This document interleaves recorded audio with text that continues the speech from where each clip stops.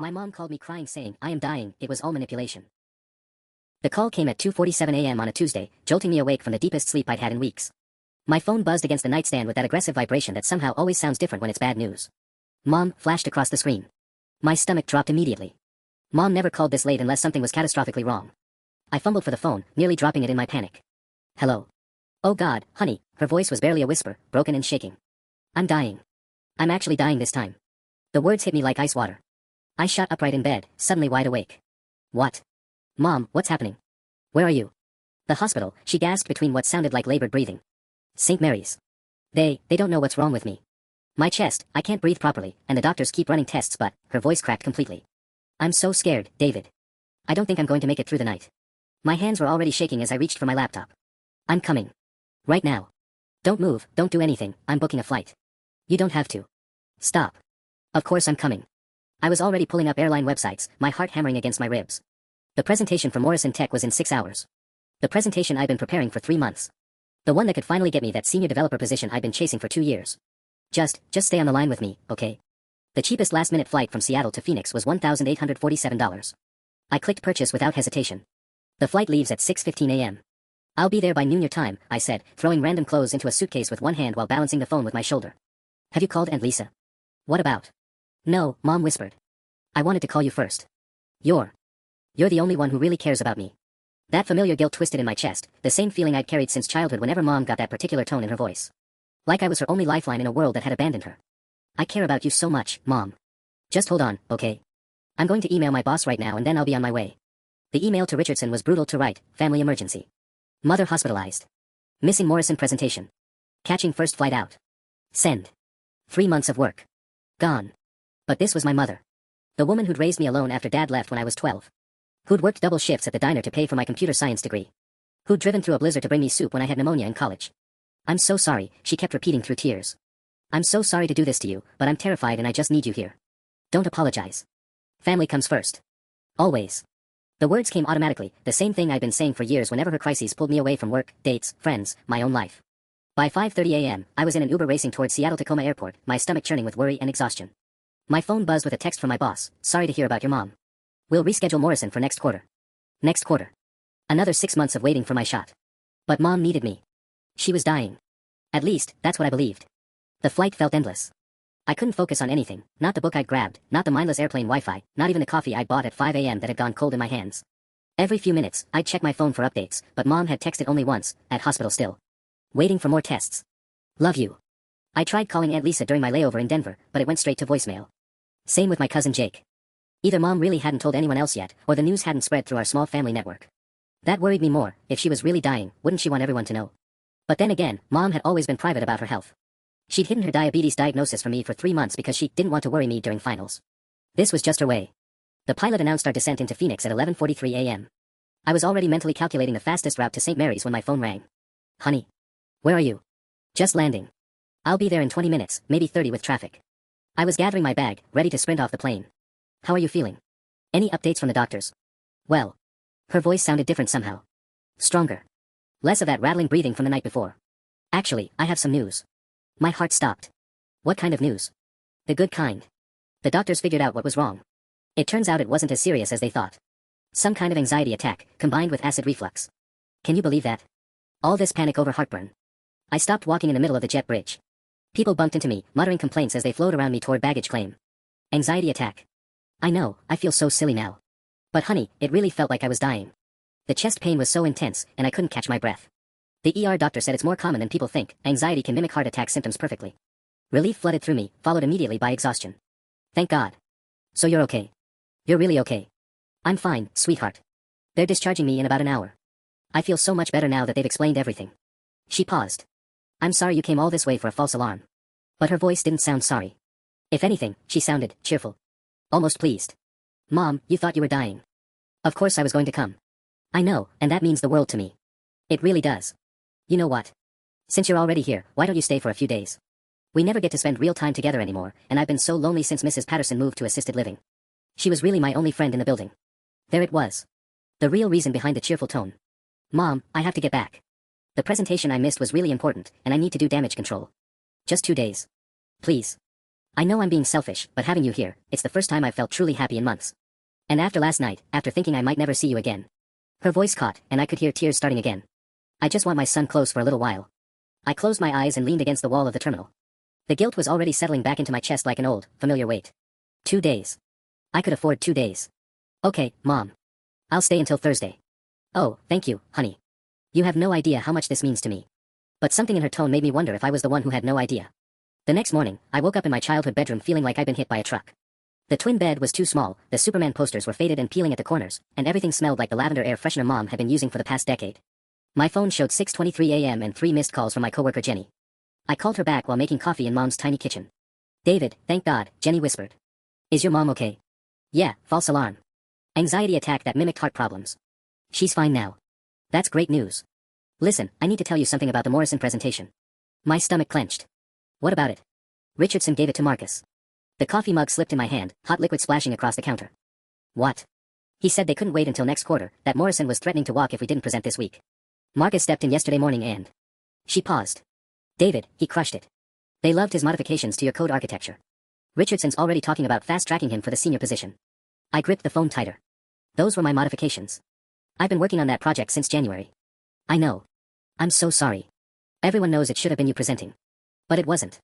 I stared at the coffee spreading across Mom's pristine counter. 3 months of 60-hour weeks.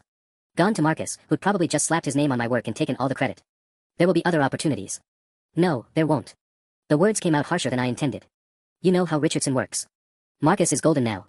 I'll be lucky if I get another shot like this in 2 years. After I hung up, I sat at Mom's kitchen table staring at nothing. 2 years of my career, possibly more, derailed because of an anxiety attack. Because Mom was lonely and scared and needed me here. But that's what family did, right? You sacrificed for the people you loved. Morning, sweetheart. Mom appeared in the kitchen doorway wearing her pink robe and slippers, looking more energetic than I'd seen her in months. How did you sleep? Fine. I forced a smile. How are you feeling? Oh, much better. Amazing what a good night's sleep can do. She bustled around the kitchen, pulling out ingredients. I'm making your favorite, blueberry pancakes. Just like when you were little. I watched her move around the kitchen with quick, confident steps. No lingering weakness from her episode. No signs of the woman who'd been gasping for breath 18 hours ago. Mom, can I ask you something? Of course, honey. When exactly did the doctors discharge you yesterday? You said about an hour after I landed, but I never got an update. She paused, spatula halfway to the pan. Oh, you know how hospitals are. It took longer than expected. All that paperwork. She laughed, but it sounded forced. Why? I tried calling the hospital last night to check on you, just to make sure you got home okay. But when I asked for your room, they said they had no record of a Lindich and being admitted. The spatula clattered against the pan. That's strange. Maybe their system was down. Or they filed it under my maiden name somehow. Your maiden name is Rodriguez. I tried that too. Mom turned to face me, and for just a second, something flickered across her expression. Panic, maybe. Or calculation. Then she smiled brightly. Hospital administration is such a mess these days. I'm sure it was just a computer error. The important thing is that I'm fine now, and you're here with me. She flipped a pancake with theatrical cheer, but I noticed her hands were shaking slightly. Besides, she continued, does it really matter what their computers say? You saw how scared I was. That was real, David. My fear was completely real. I stared at her back as she continued flipping pancakes, that last sentence echoing in my head. My fear was completely real, something about the way she'd phrased it, not, I was really sick, or, the symptoms were real, but specifically that her fear was real, made my skin crawl. Mom, I need to ask you something else, and I want you to be completely honest with me. She hummed cheerfully, not turning around. Of course, sweetie. Were you actually at St. Mary's Hospital Tuesday night? The humming stopped. She stood perfectly still for a long moment, spatula frozen over the pan. What kind of question is that? A simple one. Yes or no? She finally turned, and her face had transformed completely. The cheerful mask was gone, replaced by something wounded and defensive. I can't believe you're interrogating me like this. After everything I've been through, after how terrified I was. That's not an answer. Fine. She slammed the spatula down on the counter. No, I wasn't physically at the hospital. But David, I was having chest pains, I couldn't breathe, I thought I was having a heart attack. I was going to go to the emergency room, but then I called you instead and talking to you made me feel better, so I... You lied to me.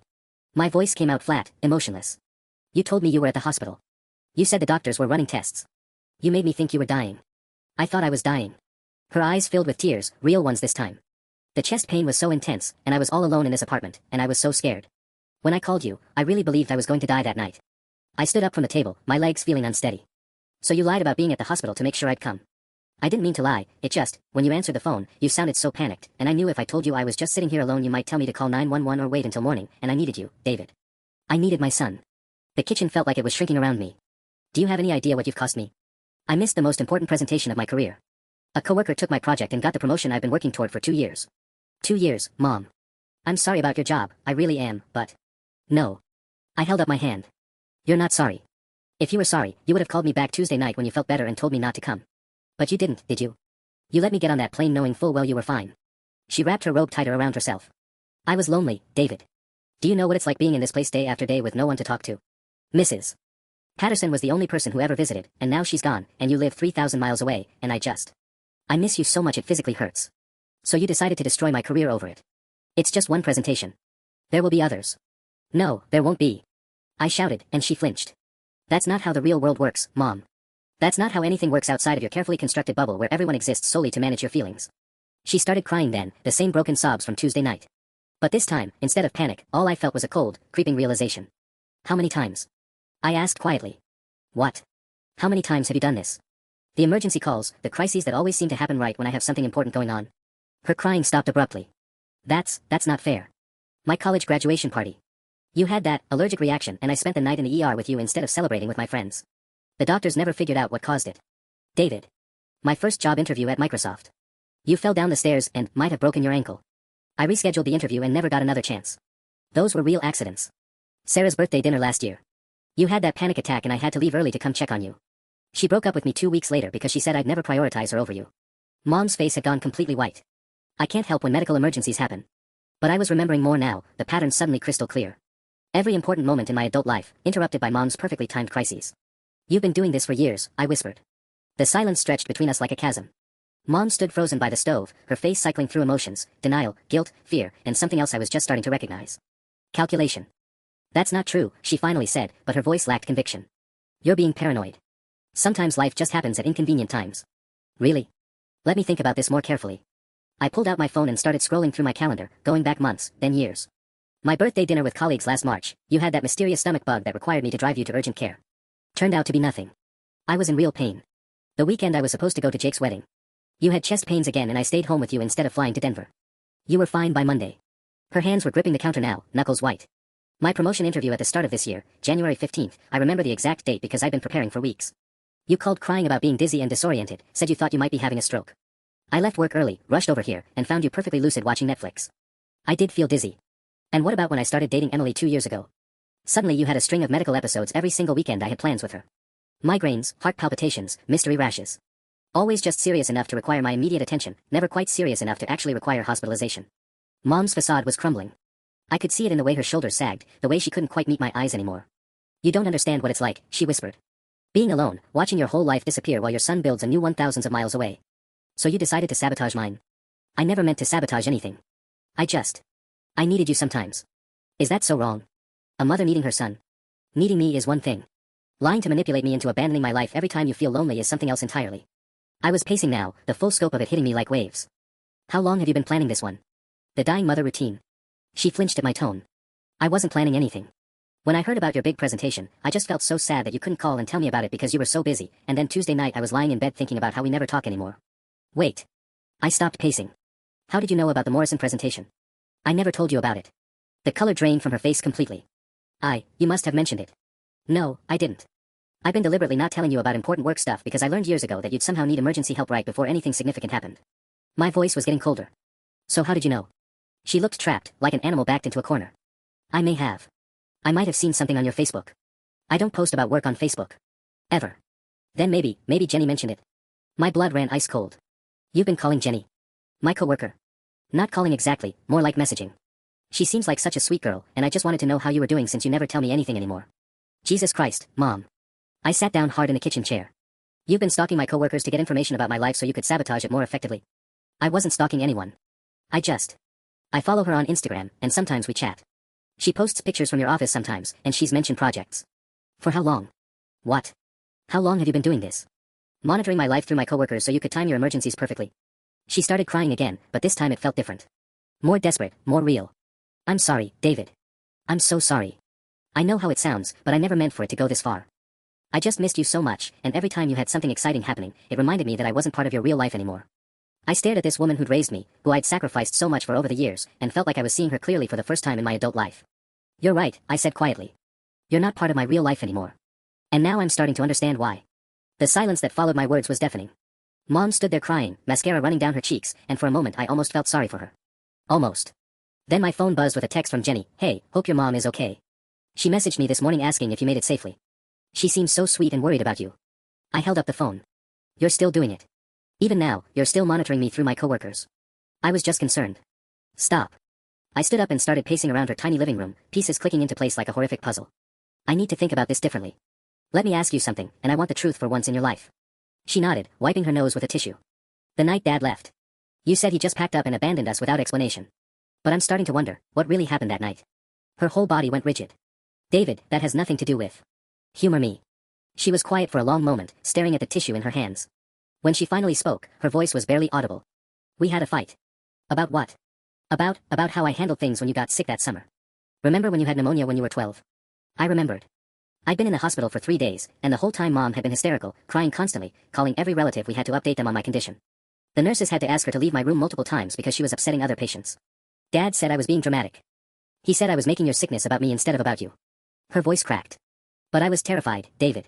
You were so small and pale in that hospital bed, and I couldn't bear the thought of losing you. What else did he say? He said. She took a shaky breath. He said I had an unhealthy relationship with crisis. That I seemed to need drama and emergency situations to feel important. That I was going to damage you if I kept treating you like my emotional support system instead of my child. The room felt like it was spinning. And I told him he was wrong. That a mother's love couldn't be unhealthy. That if he couldn't understand how much I loved my son, then maybe he didn't deserve to be part of this family. So he didn't abandon us.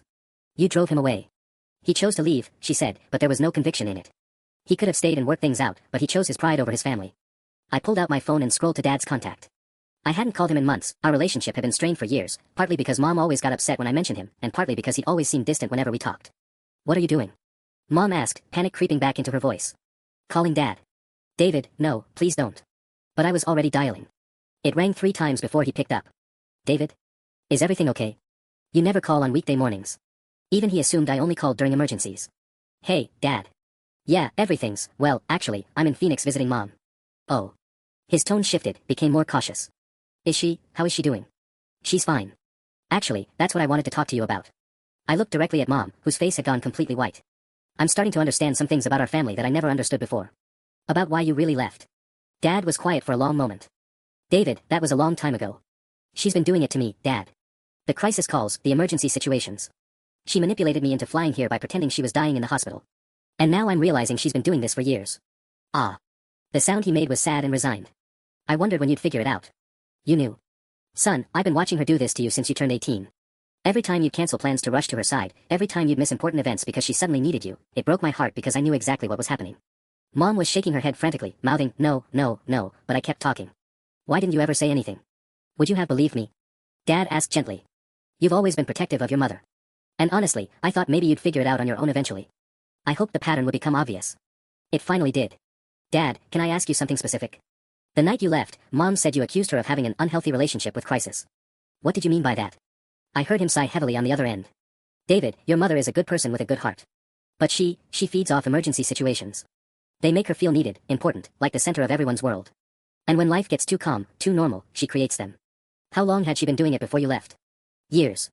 It started small, headaches that would flare up whenever I had to work late, mysterious stomach problems right before I planned guys' weekends. But it escalated after you were born. Suddenly every scraped knee became a potential emergency room visit, every fever was a crisis that required calling in sick to work. Mom was backing away from me now, shaking her head. That's not true, David. Your father never understood how much I worried about you. I'm not done, I told her, then spoke back into the phone. What was the final straw? The summer you had pneumonia. You remember how sick you were, but what you probably don't remember is that the doctor said you were responding well to treatment after the first day. You were never in serious danger. But your mother. He paused. She called every family member we had, telling them you might not make it. She had your Aunt Lisa driving 12 hours from Colorado. She contacted your school to tell them you'd probably miss the entire first month of 7th grade. She was planning your extended medical care before the doctors had even confirmed you'd need it. I did remember that. I remembered being confused why everyone was so scared when I was already feeling better. I remembered Mom crying dramatically in the hospital hallway while I was sitting up in bed asking for video games. The night before you were discharged, I found her researching childhood pneumonia deaths on the computer. Not recovery information, not care instructions, death statistics. When I asked her why, she said she needed to understand what we were facing. But David, we weren't facing anything anymore. You were fine. Jesus, I whispered. That's when I realized she was disappointed that you were getting better. Not consciously, maybe, but some part of her wanted the crisis to continue because it made her feel important. It made her the grieving, devoted mother that everyone rallied around. Dad's voice got quieter. I told her she needed professional help, that this pattern was going to damage you. She said I was jealous of her relationship with you and that if I couldn't support my family during a medical crisis, I wasn't much of a man. Mom was fully crying now, but it was angry crying. He's lying, David. Your father never understood maternal love. He was always jealous of how close we were. No, Mom. I cut her off. Stop talking. Just stop. I turned back to the phone. Dad, why didn't you fight for custody? I wanted to. My lawyer said I had a good case, especially with the documentation from your medical providers about her overreactions. But David, you were 12 and you adored your mother. The custody evaluator interviewed you, and you told them you wanted to stay with her because she needed you more than I did. My stomach dropped. I remembered that interview, remembered feeling proud that I was mature enough to take care of Mom. You were already trained to see yourself as her emotional support system instead of her child. I realized that fighting for custody would just traumatize you further, so I backed off. I figured I'd stay involved, try to provide some balance. His voice trailed off. But she made that impossible too. Every time I tried to plan something with you, she'd have a migraine or a panic attack. Every phone call between us somehow got back to being about how much she missed you, how hard it was raising you alone. Eventually, I realized my presence in your life was just giving her more opportunities to create drama. I looked at Mom, who was now sitting on her couch clutching a throw pillow, mascara streaked down her face. For the first time in my life, instead of feeling sorry for her, I felt something closer to disgust. Dad, I said quietly, I think I owe you a very big apology. No, son. You don't owe me anything. You were a kid trying to take care of your mother. That's exactly what she trained you to do. After I hung up with Dad, the silence in Mom's apartment felt suffocating. She sat on her couch, still clutching that throw pillow, staring at me with red-rimmed eyes that held a mixture of shame and defiance. You don't understand, she finally whispered. You don't know what it's been like all these years, watching you grow up and move away and build a life that doesn't include me. Because you trained me not to include you in anything important. The words exploded out of me. Every time I tried to share good news or invite you to be part of my real life, you'd somehow need crisis management instead. Do you think that was an accident? She flinched, but I wasn't done. I stopped telling you about job interviews because you'd mysteriously get sick the day before. I stopped inviting you to visit Seattle because every time we planned a trip, you'd have some emergency that required canceling. I learned to keep you at arm's length because including you in my life meant watching you sabotage it. I never meant to sabotage anything, she said weakly. Bullshit. I started pacing again, years of suppressed realizations flooding out. Remember when I got accepted to MIT? Full scholarship, biggest moment of my teenage life. Her face went very still. You had that mysterious fainting spell the same day my acceptance letter arrived. Spent the whole evening in the ER getting tests that showed absolutely nothing wrong. I never even got to celebrate because I was too worried about you. I really did faint. And when I graduated from MIT? You had that car accident the morning of my ceremony. Nothing serious, just a little fender bender, but you were so shaken up that I spent graduation day on the phone with insurance companies instead of walking across the stage. She was shaking her head, but the tears had stopped. That was when I knew she was listening to herself get caught. Or how about when I told you I was moving to Seattle for my dream job at Amazon? Suddenly you needed gallbladder surgery. Emergency surgery, you said, couldn't wait. I delayed my start date by 3 weeks to take care of you. I did need surgery. I called the hospital later to check on your recovery timeline. You know what they told me? That gallbladder removal hadn't been emergency surgery at all. You'd been on the waiting list for 2 months and specifically requested to move your surgery date up. Mom's face crumpled. David. You deliberately scheduled surgery to coincide with the biggest career move of my life. And I fell for it. I actually felt guilty for wanting to leave while you were recovering. I pulled out my phone and opened my notes app, my hands shaking with anger. You know what? I'm going to document all of this. Every single time you've pulled this shit over the years, because I'm starting to realize it's way worse than I thought. Please don't do this, she begged. But I was already typing furiously. Let's see. Sarah's birthday dinner last February. You had that panic attack about chest pains. I left the restaurant, drove 40 minutes to your apartment, and found you completely calm, watching The Bachelor with a bowl of ice cream. I did have chest pains. Emily's graduation party from nursing school. You called sobbing about a break-in at your apartment. I drove here at midnight only to discover you'd heard your upstairs neighbor moving furniture and convinced yourself it was an intruder. I was scared. My promotion interview last year with Microsoft. You fell down your apartment stairs and couldn't get up. I missed the interview entirely, raced here, and found you doing yoga in your living room because your back felt better. Each memory was like a physical blow. Years of my life, dozens of opportunities, countless relationships damaged or destroyed because I'd always chosen Mom's manufactured crises over my own reality. And now this, I said, gesturing around her apartment. The masterpiece. I'm dying, I'm at the hospital, I need you. The biggest lie yet for the biggest thing you wanted to destroy. My Morrison presentation wasn't just any project, was it, Mom? Jenny told you it could change my whole career trajectory. Mom finally stopped denying. She looked up at me with something that might have been resignation, or maybe just exhaustion from maintaining the facade. I didn't want you to get that promotion, she said quietly. The admission hit me like a physical slap. What? Senior positions mean more responsibility, longer hours, less time for family. And if you got promoted, you might have met someone at work, someone important, someone who'd want to marry you and maybe move somewhere even further away. Her voice was barely a whisper now. I couldn't lose you completely, David. You're all I have. I stared at her, finally understanding the full scope of what she'd done to my life. So you decided to make sure I'd never have anything else. The words hung in the air between us like a poison cloud. I felt something fundamental shift inside my chest, not heartbreak, but something colder. The final death of whatever illusion I'd been carrying about our relationship. You're all I have, I repeated slowly. Do you hear yourself? You're not celebrating that you raised a successful son. You're not proud that I built a career and relationships and a life. You're terrified of it. You've spent the last 10 years actively working to destroy it. Mom's face had taken on a desperate quality, like she could sense something slipping away forever. That's not true. I'm incredibly proud of you. No, you're not. You're threatened by me. Every accomplishment, every relationship, every sign that I'm becoming independent, it's all a threat to your control. I walked over to her kitchen counter and picked up the framed photo she kept there, the two of us at my college graduation. I remembered that day so clearly now, how she monopolized every conversation with my professors and classmates, inserting herself into every moment, making sure everyone knew what a devoted, sacrificial mother she was. I used to think this photo represented your pride in me, I said, holding it up. But now I see it differently. Look at your hand. She glanced at the photo, confusion flickering across her face. Your hand is gripping my arm so tightly that your knuckles are white. Even in the picture, you're literally holding on too tight. I set the photo face down on the counter and turned back to her. I need you to understand something, Mom. This ends today. All of it. David, please, I know I made mistakes, but we can work through this. No. My voice was steadier than I felt. There's no working through 16 years of deliberate sabotage. There's no coming back from finding out my mother has been systematically destroying my life because she was too selfish to let me grow up. She stood up from the couch, panic flooding her features. You can't just cut me out of your life. I'm your mother. I raised you, I sacrificed everything for you. You sacrificed everything for the version of me that existed to manage your emotions. The moment I started becoming my own person, you declared war on that person. My phone buzzed with another text from Jenny. Your mom is so sweet. She just sent me the cutest baby photos of you and said she's thinking of making a scrapbook of your career highlights for your birthday. She's lucky to have such a devoted son. I held up the phone to show Mom. Even now. Even in the middle of this conversation, you're still working your manipulation angle with my coworkers. Her face went white. You were just maintaining your backup plan. Making sure Jenny thinks you're this wonderful, devoted mother so that when I try to set boundaries, everyone at my office will think I'm the ungrateful son abandoning his sweet mother. That's not. Check your phone, Mom. Right now. What? Check your messages. Show me what you just sent to Jenny. Mom's hands were shaking as she picked up her phone. She stared at the screen for a long moment, and I watched all the color drain from her face. You sent her baby photos 20 minutes ago, didn't you? While I was on the phone with Dad, you were building your narrative. She set the phone down without showing me, but her silence was confirmation enough. Here's what's going to happen, I said, pulling up the airline app on my phone. I'm changing my flight to tonight. I'm going home. David, wait. And when I get home, I'm going to have a very honest conversation with Jenny and everyone else at my office about boundaries and appropriate workplace communication. You can't tell people about our private family business. Watch me. I was already rebooking my flight, fingers flying across the screen. Then I'm going to call Aunt Lisa, Uncle Mike, Jake, and everyone else in our family and tell them exactly what's been happening. Mom's face transformed, desperation replacing calculation. David, please. If you tell everyone, they'll never look at me the same way. I'll lose my whole family. You should have thought of that before you decided to destroy mine. The flight change confirmation popped up on my screen. Seattle departure at 8:47 p.m. 5 hours to pack and get to the airport. You have 5 hours to think about whether you want to get professional help for this, I said, heading toward my childhood bedroom to pack. Because this is the last conversation we're having until you do. Professional help. Mom followed me into my old bedroom, her voice taking on that familiar wounded tone. David, I don't need therapy. I need my son to understand that everything I've done has been out of love.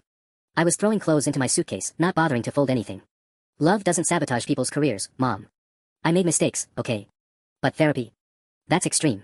We can figure this out ourselves, as a family. I stopped packing and turned to face her. Do you know what gaslighting is? She blinked, taken aback by the question. That's when someone makes you think you're crazy. Right. And for the last 16 years, every time I've had a nagging feeling that your emergencies were suspiciously timed, what did you tell me? David, I don't see how. You told me I was being paranoid. That I was selfish for questioning a mother's love. That life just happens at inconvenient times. Remember that phrase? You've used it dozens of times. She wrapped her arms around herself defensively. Because it's true. You can't schedule when accidents happen. Except you did schedule them. I slammed my laptop bag shut. You literally scheduled gallbladder surgery to interfere with my job. You monitored my work life through social media to time your breakdowns perfectly. That's not life happening, that's premeditated manipulation. My phone rang. Marcus from work. I should probably take this, I said, stepping into the hallway. David. Hey man, heard about your mom. Is she okay? She's fine, thanks. Actually, Marcus, I owe you congratulations on the Morrison presentation. Thanks, but honestly, it should have been you up there. Everyone knows that. Marcus paused. Actually, that's kind of why I'm calling. Richardson wants to talk to you when you get back. I may have mentioned to him that most of the core architecture was your design. My heart started beating faster. What did he say? He said he figured as much. Look, I know this whole situation sucks, but don't write off that promotion yet. Richardson's not stupid, he knows what happened wasn't your fault. After hanging up, I felt a flicker of hope for the first time in days. Maybe the Morrison disaster wasn't as final as I'd thought. Was that about work? Mom had been listening from the doorway. Marcus thinks I might still have a shot at the promotion. Instead of looking happy for me, her face tightened with something that looked almost like panic. Oh. Well, that's nice, I suppose. You suppose? I just mean, you shouldn't get your hopes up. You missed the big presentation, and these corporate people have long memories about unreliability. Mom. I cut her off, staring at her in disbelief. I just got potentially good news about salvaging my career after your stunt, and your response is to warn me not to get excited about it. She had the grace to look embarrassed. I just don't want you to be disappointed. No, you don't want me to succeed. Even now, even after everything we've discussed, your instinct is to kill my optimism about work. I grabbed my suitcase and headed for the door. You know what? I'm not waiting for tonight's flight. I'm going to the airport now and taking the next standby. David, wait. She followed me to the front door. You can't leave like this, not when we're in the middle of working things out. We're not working anything out. You're making excuses and I'm documenting abuse patterns. I pulled out my phone. In fact, I'm going to record this conversation because I guarantee you'll tell the family a completely different version of why I left. Don't you dare. Why? Because you know exactly how you'll sound when people hear you trying to talk me out of career opportunities. She grabbed my arm as I reached for the door handle. Please, David. Just one more day. Let me prove to you that I can change. I looked down at her hand gripping my forearm, the same desperate clutch from my graduation photo, the same possessive hold she'd had on me for years. Let go of me, Mom. She didn't. Let go of me, or I'm calling the police for assault.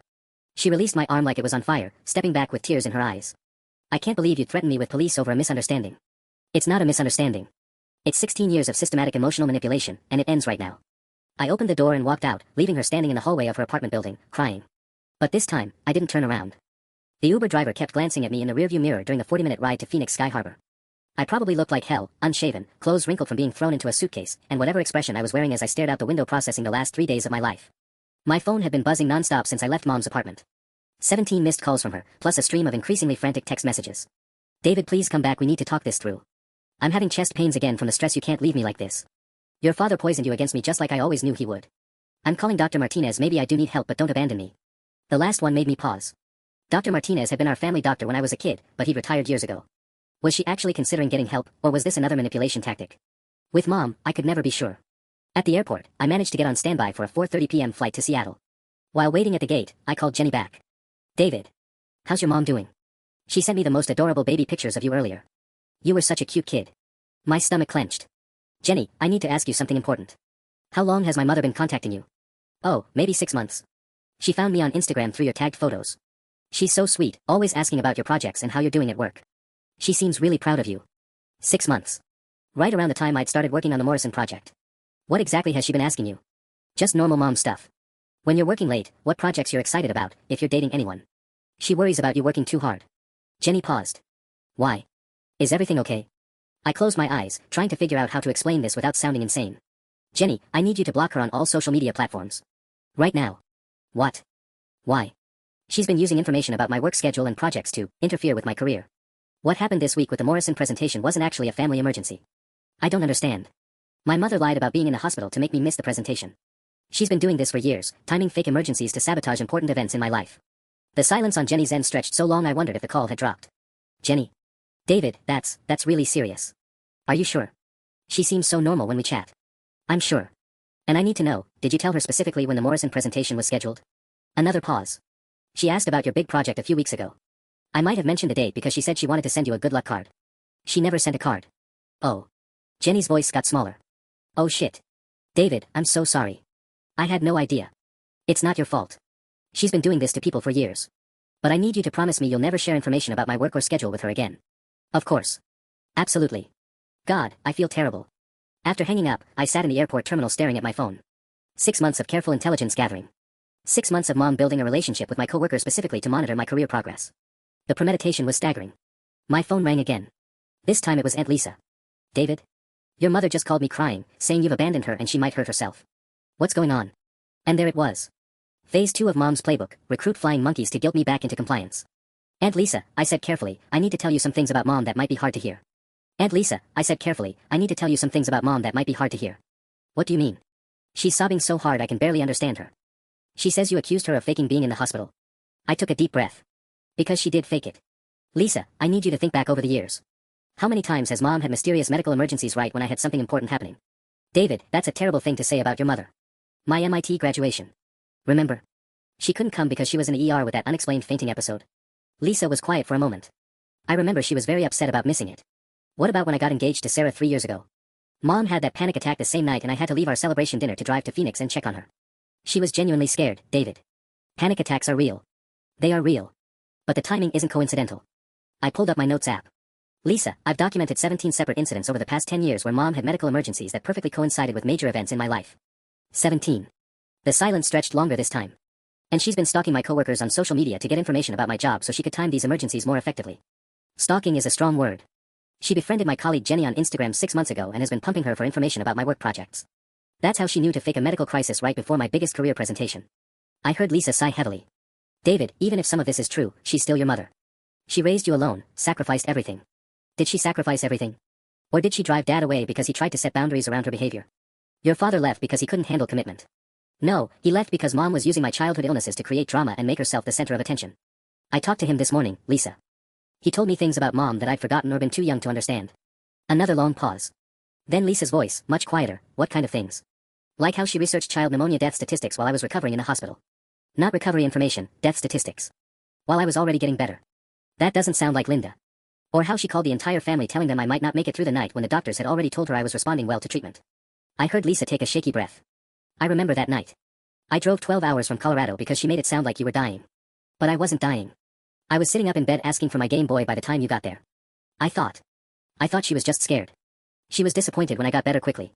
Dad watched her research ways to extend the crisis instead of ways to help me recover faster.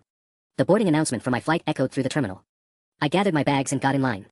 Lisa, I need you to understand something. Mom just called you saying she might hurt herself, right? Yes. That's what she does. Every time someone tries to hold her accountable, she escalates to threats. She's probably calling Jake next, then Uncle Mike, then anyone else she can think of to make me look like the villain here. But what if she's serious this time? Then she needs professional help, not family members enabling her manipulation tactics. I showed my boarding pass to the gate agent. Lisa, I love you, and I know this is hard to hear. But I need you to ask yourself, in all the years you've known Mom, how many of her crises have actually turned out to be as serious as she initially claimed? The silence that followed told me everything I needed to know. I have to board my flight now, I said. But Lisa, don't rush to Phoenix just because she's crying. Let her sit with the consequences of her actions for once. The flight back to Seattle was turbulent, which felt appropriate given the storm in my head. I spent most of the 3 hours staring out the window, my phone buzzing relentlessly with calls and texts that I ignored. But as we descended into Seattle-Tacoma, I finally looked at the messages. Mom had sent 43 texts. The progression was fascinating in its predictability. First came the apologies, I'm so sorry baby, please forgive me. Then bargaining, I'll get help, I promise, just don't cut me out. Followed by anger, your father always turned you against me, this is his influence. And finally, threats, I'm all alone now and my heart is racing, I think I'm having the real thing this time. But it was the messages from other family members that really caught my attention. Mom hadn't just called Aunt Lisa. She'd contacted everyone. Jake, dude, what's going on? Aunt Linda says you abandoned her at the hospital. Uncle Mike, your mom is hysterical. Says you're accusing her of lying about being sick. This doesn't sound like you, David. My cousin Sarah, Linda called crying. She sounds really scared and alone. Maybe you should call her. Even my father's sister, Aunt Carmen, who barely spoke to our side of the family, I don't know what happened between you and your mother, but she sounds desperate. Family is family, David. The most telling message came from Mrs. Patterson, Mom's elderly neighbor who'd moved to assisted living last month. Your mother called and asked for my daughter's number. She wanted to tell Rebecca how you've been neglecting her. I didn't give it to her, but David, she seems very upset. That stopped me cold. Mom was now trying to involve virtual strangers in our family drama. She was building a narrative, recruiting an army of people who'd pressure me to come back and resume my role as her emotional support system. When I finally got home to my apartment in Capitol Hill, the familiar sight of my own space felt like a revelation. Clean lines, minimal furniture, no family photos guilt-tripping me from every surface. For the first time in years, I could breathe without feeling like I was disappointing someone just by existing. I poured myself a beer and sat down at my kitchen table with my laptop. If Mom wanted to play the narrative game, she was about to discover that I'd learned how to write better stories than she had. I opened Facebook and started typing. I need to share something difficult with my family and friends. Over the past several days, I've discovered that my mother has been systematically lying about medical emergencies to manipulate me into abandoning important commitments. This week, she pretended to be dying in a hospital to make me miss a crucial work presentation. When I investigated, I found she's been doing this for years, timing fake crises to coincide with graduations, job interviews, relationships, and career opportunities. She's also been monitoring my social media and contacting my coworkers to gather information about my life, which she then uses to plan these manufactured emergencies more effectively. I know this is shocking and hard to believe. Mom has spent decades crafting an image as a devoted, sacrificial parent. But the pattern is undeniable, and the emotional and professional damage to my life has been severe. I'm sharing this publicly because Mom is currently calling family members and friends, telling a very different version of this story. She's claiming I've abandoned her and is using suicide threats to pressure people into convincing me to resume contact. I love my mother, but I cannot continue enabling behavior that has cost me jobs, relationships, and years of my life. I will not be responding to emergency calls, and I ask that family members please not contact me to advocate for her unless she seeks professional help first. This was an incredibly difficult decision, but it's necessary for my well-being and mental health. My finger hovered over the post button for a long time. Once I shared this, there would be no going back. Mom's carefully constructed image would be shattered. Family relationships would be permanently altered. Some people would believe me, others would think I was the cruel son abandoning his loving mother. But I thought about Marcus calling earlier, about the possibility that my career might not be completely destroyed. About Jenny unwittingly feeding information to Mom for 6 months. About Dad, isolated for 16 years because he tried to warn people about this exact pattern. I clicked post. Within minutes, my phone exploded. The responses came fast and revealed exactly who understood manipulation tactics and who didn't. Jenny commented first, "I'm so sorry, David." She seemed so normal when we chatted, but looking back, her questions were really specific and weird. I should have realized. Jake called within 10 minutes. Holy shit, man. I mean, I always thought Aunt Linda was dramatic, but this is next level. But Uncle Mike's response was exactly what I'd expected. "This is a cruel way to air family business, David. Your mother is probably reading this right now, humiliated. There are better ways to handle family disagreements." The divide was immediate and clean. People who dealt with manipulative family members recognized the pattern instantly. People who hadn't thought I was being unnecessarily harsh. My phone rang. Mom's number. For the first time in my adult life, I didn't answer. The Facebook post had been live for 3 hours when my doorbell rang at 11:47 p.m. I looked through the peephole and saw Aunt Lisa standing in my hallway, still wearing her travel clothes and looking exhausted. I opened the door cautiously. "Lisa, how did you get here so fast? I was already at the airport when you posted that thing on Facebook." Her voice was tight with anger. "I was flying to Phoenix because your mother called me sobbing about chest pains. Then I saw your post and realized I needed to come here instead." She pushed past me into my apartment without being invited. "David, what you wrote online is devastating. Your mother called me 20 minutes ago, hyperventilating so badly I could barely understand her. She says the entire family is turning against her now." "Good," I said, closing the door. "Maybe now she'll get professional help." "Professional help?" Lisa whirled around to face me. She needs her family, not some stranger picking apart her relationship with her son. I walked to my kitchen and started making coffee, needing something to do with my hands. "Lisa, did you drive 12 hours from Colorado the night I had pneumonia when I was 12? "Of course I did. Linda said you might not make it. But I was fine by the time you got there. Sitting up in bed, asking for video games. Didn't that seem weird to you?" Lisa was quiet for a moment. I figured she was just relieved you were better. "And when I graduated from MIT? She missed it because of that fainting episode, but did anyone ever figure out what caused her to faint? The doctor said it could have been dehydration." "Lisa." I turned to face her. "In 20 years, how many of Mom's medical emergencies have actually resulted in a diagnosis or treatment plan?" She opened her mouth to answer, then closed it. I could see her mentally scrolling through decades of Mom's crises. "That's different from what I'm talking about," she finally said. "Medical mysteries happen all the time. 17 times. Always perfectly timed to disrupt the most important moments of my life." I poured 2 cups of coffee and handed her one. "Come on, Lisa. You're smarter than that." My phone buzzed with a notification. Someone had commented on my Facebook post. Then another notification. Then another. The comments were multiplying fast. I opened Facebook and saw that Mom had commented on my post. "I can't believe my own son would humiliate me like this publicly. I have never lied about being sick. I was having severe chest pains and thought I was dying. David has been influenced by his father, who abandoned us and is now poisoning him against me. I may not be perfect, but I have always loved my son unconditionally. This public attack is breaking my heart worse than any medical condition ever could." The comment already had 15 likes and several replies from family friends I barely remembered, all expressing sympathy for Mom and disappointment in me. But then I saw Jake's reply. "Aunt Linda, David has screenshots of you messaging his coworker to get information about his work projects. And I just remembered, you missed my wedding because of chest pains the exact same weekend David couldn't come. That can't be a coincidence." My cousin Sarah had replied too. "I'm starting to remember things differently now. Linda, didn't you have that car accident on the morning of David's college graduation? And that mystery illness when he got engaged? The timing is really suspicious when you look at the pattern." Lisa was reading over my shoulder, her coffee cup frozen halfway to her lips. "Oh my God," she whispered. "Sarah's right. The car accident was graduation morning. I remember thinking it was such bad luck, but..." She looked up at me with dawning horror. "David, how long have you known?" "I figured it out Tuesday night. But I think part of me has known for years and just couldn't admit it." Lisa sank into my couch, staring at her phone as more family members began connecting the dots in the comments. She really has been doing this deliberately. The next morning, my phone rang at 7:23 a.m. I almost ignored it, assuming it was another family member wanting to relitigate everything, but the caller ID showed Dar. Patricia Hendricks, a name I didn't recognize. "David? This is Dr. Hendricks from Phoenix Behavioral Health. Your mother is here with me, and she's asked me to call you." My stomach dropped. "Is she okay?" "She's safe. She came in voluntarily last night after what she described as the worst panic attack of her life. We've been talking, and Linda has acknowledged that she needs professional help for some behavioral patterns that have been affecting your relationship." I sat down hard on my couch. She actually admitted it. She's been very forthcoming about using medical emergencies to get your attention. She says she never intended for it to escalate this far, but she recognizes now that her actions have been manipulative and harmful. Dr. Hendricks paused. "David, she's asking if you'd be willing to participate in family therapy sessions. Not immediately, she wants to do individual work first. But eventually." I stared out my apartment window at the Seattle skyline, processing the fact that Mom had actually, finally, acknowledged what she'd been doing. How do I know this isn't just another manipulation? Another way to get me back under her control? That's a fair question given the history. Here's what I can tell you, Linda is genuinely distressed about losing you. But more importantly, she's starting to understand that her behavior has been abusive. The word abusive came from her, not from me. My hands started shaking. In 32 years, I had never heard Mom use that word about her own behavior.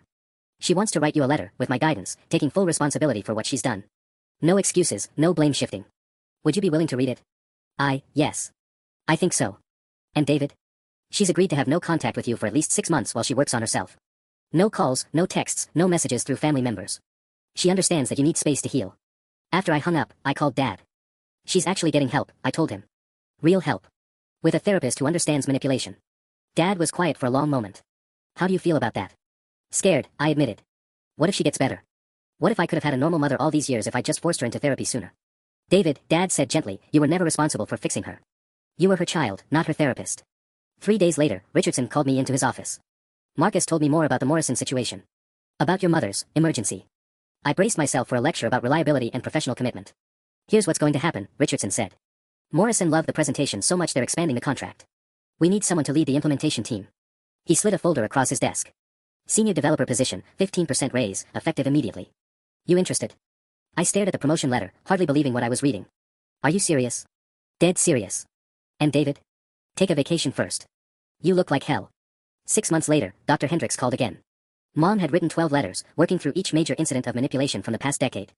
She'd been attending group therapy for people with controlling behaviors. She'd started volunteering at a literacy center instead of spending her days monitoring my social media. She's ready to see you, if you're ready to see her, Dr. Hendricks said. But David, this would be a different relationship.